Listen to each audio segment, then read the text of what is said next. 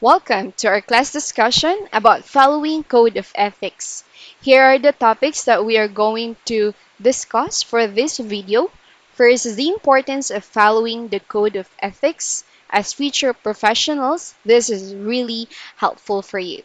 And we'll also talk about the case of professional incest that happened to Carolyn Bates, who was a client in psychotherapy and was sexually abused by her therapist over a period of months. Imagine, it's not just days, but period of months.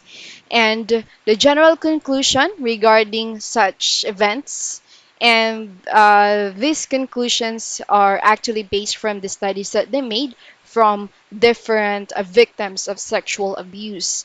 And how are you going to resolve such ethical issues if ever it will happen to other professionals or someone that we know?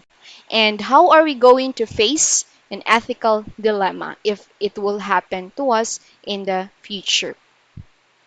Because for code of ethics, it's really important for us to study and be familiar with it because it's designed to ensure for mental health practitioners to behave in a manner that is socially acceptable and respectable. The code of ethics, this will serve as an outline that ethical principles that also govern decisions and behavior at a company or organization. They give general outlines of how employees should behave as well as specific guidance. And this will serve as a protection once we handle issues like harassment, safety, and even the conflicts of interest.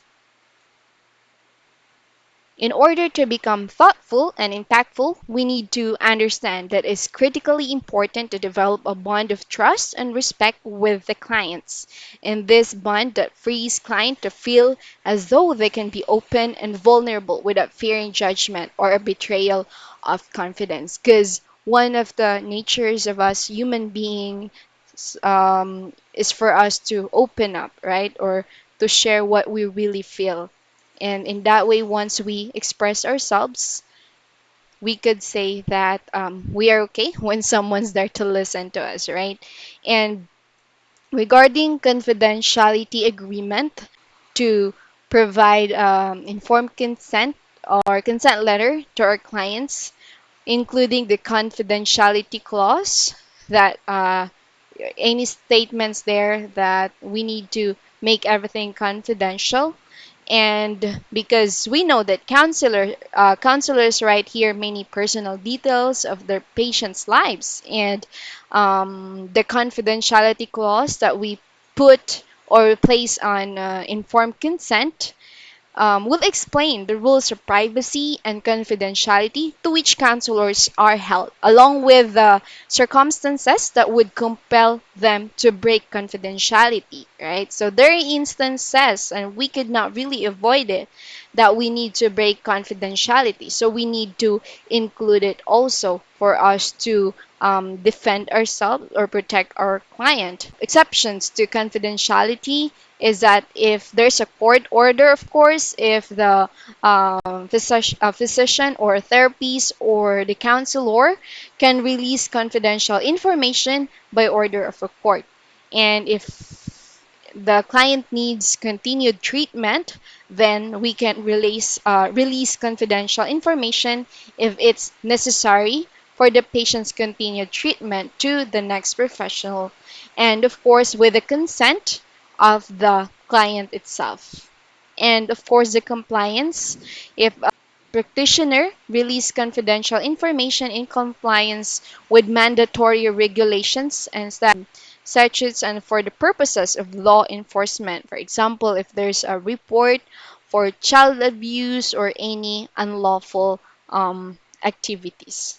So those are the exceptions of confidentiality. The reason that we really need to gain the trust of our client for us to help them.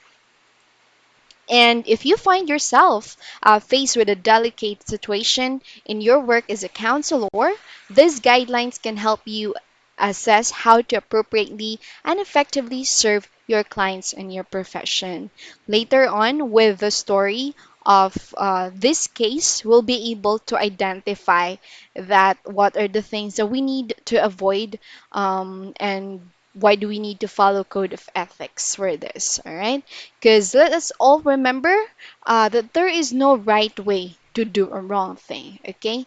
We should always provide what's best for our clients. And in the case of professional the sexual abuse of Carolyn Bates, her story was actually told in a book, Sex in the Therapy Hour, that was co-written with the psychologist Barbara Brodsky.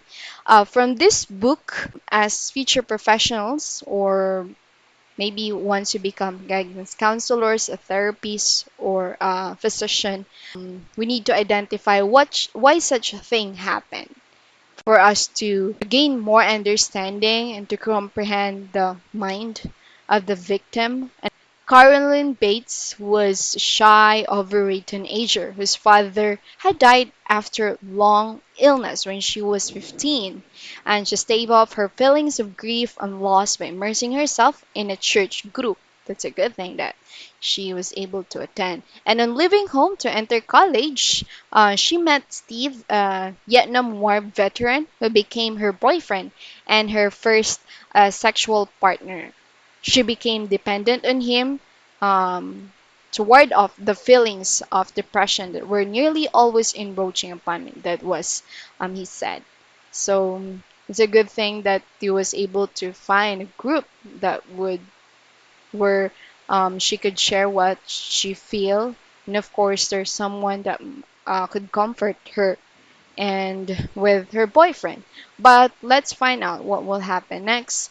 At this time, she actually experienced intense guilt about engaging in premarital sex in opposition to the teachings of her church, and she stopped attending church. The emotional pressure built up, exacerbated by a deteriorating relationship with her mother. Of course, you would really feel guilt about what happened if you're listening or surrounded with the people whom you trust and you know that you're doing something that's against the, what they believe, right? Especially when we talk about the church beliefs. And that made her feel pressure inside. As a tenuous relationship between Steve and me progressed through the first year, my control over these newly emerging volatile emotions began to break down. I brimmed over with disillusionment, anger, frustration, and above all, a pervasive sense of desperation. My reactions to any hints from Steve of ending our relationship were of such inordinate proportions that in hindsight I know they were related to my ongoing grief over the separation, my death from my father. And at that point, um, in this account, really from this book, the accounts offers a unique insight into the ways in which therapy can become transformed into a sexually abusive situation that is unethical and destructive. Now let's find out what will happen next if the client will talk to a therapist. So after 2 years in the situation, with college grades dropping, Carolyn Bates entered a therapy with a psychologist, Dr. X, who had been recommended by one of her friends. And for the first 5 months of therapy, Carolyn felt a sense of hope and safety, and gradually opened up and explored her feelings about the death of her father and her relationship with Steve. According to her, I have no doubt that much of the trust and love I had from my father was directed toward Dr. X, for I perceived him as having both the wisdom and unconditional concern for my well being. I did not recognize at the time that this transference of feelings was occurring, but I did come to perceive him as a parental figure. And so I remained very dependent, working hard in therapy in my eagerness for his acceptance and approval, believing him to be my sole source of affirmation. Imagine that one, right, guys, when you actually listen to your client and you gain the trust, then they will believe that you are the sole source of the confirmation, that's really something flattering, right? And that's one of the things that we can be proud of once we provide or do our job as mental health practitioners. As the time went on, Dr. X began to focus more and more on sexual issues during therapy sessions, and even encouraging her to talk about her own sexual behavior and explaining his own positive attitude to casual sexual intercourse. And he offered an interpretation that perhaps Carolyn was repressing her sexual feelings for him, and she described this later as sexualization of the therapeutic relationship. This is something that I really hate the most. Once you become a victim, once you overshared something to someone who is the wrong person, you will actually feel guilty if in the end they will do something against you, right? Because it seems that you are sharing your weakness to that person, and she know or he knows what you really feel or what's your weaknesses. So that makes you really vulnerable, right? And during the 9th month of therapy, Dr. X introduced relaxation exercises, which involved Carolyn lying down on the floor of the office. Sad to say, during one of the sessions, he raped her. This is really very sad. And imagine during the time Carolyn reports terrors, dissociation, and humiliation. Imagine those sexual intercourse continue during 8 or 10 sessions over the next 12 months, and always at the start of a session.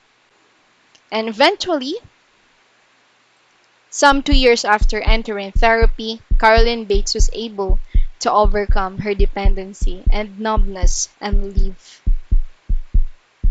And the next few months was not really easy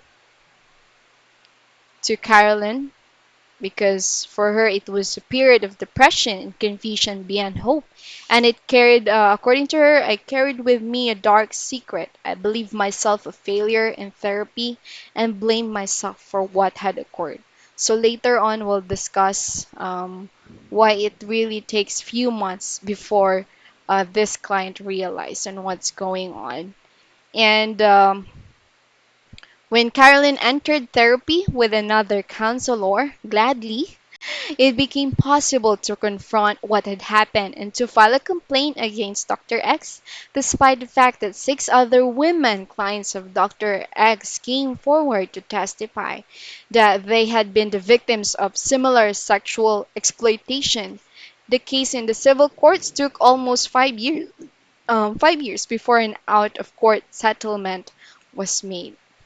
So the bravery of Carolyn actually provide also hope to other victims. And the good thing about this is that the next counselor of Carolyn was able to help her face this abuse. This case and other cases that have been studied in depth support the following general conclusions regarding such events. So here are the conclusions that was made during the study. First is that effective therapy can include phases when the client is highly dependent on the counselor and open to such suggestion or manipulation. Right? That's the reason, class, that what happened to Carolyn. He become source or open to manipulation, because imagine she was able to open up herself that much regarding what happened to her life. And within the confidential secretive environment of the counseling relationship, it is possible for counselors to engage in unethical behavior with little likelihood of being found out. Imagine when you have consent to each other that you're gonna keep what's confidential. The third one is the focus of counseling on the personality and inner life. The client may readily result in client blaming himself or herself and his her own inadequacy or what has happened. And clients who have been sexually abused by professionals encounter great difficulty in achieving redress because they would actually feel that maybe no one will believe them, right? That's actually the feeling. And for us to resolve ethical issues like this, ethical dilemmas must never be ignored for the good of the client, okay? And the counselor and ultimately the profession itself, not only should professional counselors follow a strict personal code of ethics in their work, but they should also hold peers accountable to high ethical standards. And the best practice is always to be proactive and take action. Guys, you should take action and be proactive in doing what is right. And if necessary, cooperate with any investigations into wrongdoing. Of course, facing an ethical dilemma. Once it will happen, for example, you are the counselor and your client was a victim of Dr. X also, what are you going to do? So here are the foundational principles of counseling guides to your decision. The first one is autonomy. You should encourage and enable your client to take control of the direction of their own lives wherever possible. Non maleficence, chosen action, or inaction should never intentionally cause harm.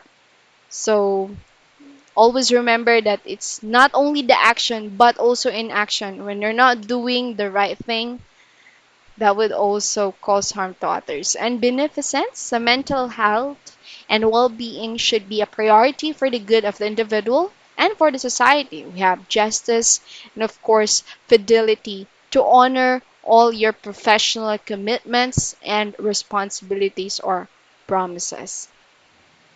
Okay, that's all for today, and thank you for finishing this topic. I hope that you learned something.